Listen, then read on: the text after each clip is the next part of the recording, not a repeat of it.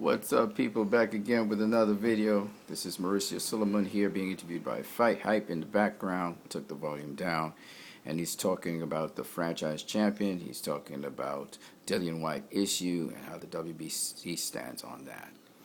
I want to talk about those two things. The first one, franchise champion. So I got from Mauracio Sulaiman, from the two interviews which Fight Hype covered, that the franchise champion is actually a champion of multi-divisions. As Canelo was a multi-division champion for the WBC, so the franchise champion is a multiple weight division champion. It's kind of like the champion of champions. The franchise champion can face whoever he wants, and he represents the WBC in whatever fight he's representing, even if the fight may not involve the WBC. And the belt that's offered is the diamond belt. Now, what's interesting about this whole thing is that the franchise champion is not necessarily, even though he's a WBC champion, the WBC belt doesn't seem to be on the line. He's above that in a way. It's a designation, but he basically represents the WBC in whatever fight it is, even if the fight has nothing to do with the WBC at all. So it's just like a designation is put on him, and he represents the WBC even in fights where the WBC is not even present. That allows Canelo to do whatever he wants, face whoever he wants, and the WBC basically certifies whatever he does because he represents them in any and all circumstances where he faces an opponent. So the fight goes usually as the normal fights would go. If there's a championship fight and you're facing, like, say, for instance, he is doing a unification with Demetrius Andrade, the example would be where he would be having the WBA belt in there. He would have the WBO belt at stake, so that would be the unification match. But he also represents the WBC in that situation. It's kind of above the WBC belt, you know, but he represents the WBC belt. And if for instance, the thing that would be at stake in that fight would be the diamond belt, all right? So the winner gets the diamond belt, but not the WBC belt necessarily, which is very interesting.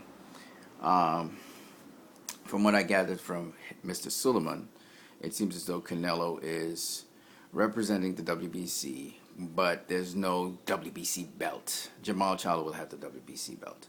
So it doesn't mean that Canelo can unify. Does it mean he can become undisputed? He still will be undisputed, but he has this new status almost.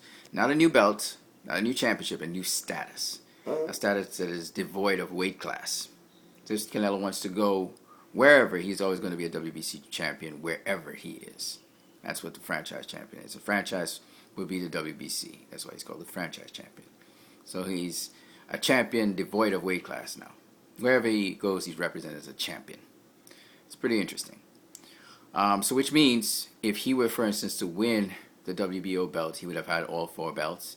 If he had the IBF belt, he would still be undisputed champion because he would be a champion, the WBC champion, going into that fight. However, if the guy like Demetrius Andrade was to beat him, he'd only get the diamond belt, not the WBC championship, which is pretty interesting. So I'm not quite sure I'm clear on things. I asked a question at the end of this video. I asked if Canelo, if the person was to beat the franchise champion, which is Canelo, would he have won the WBC belt?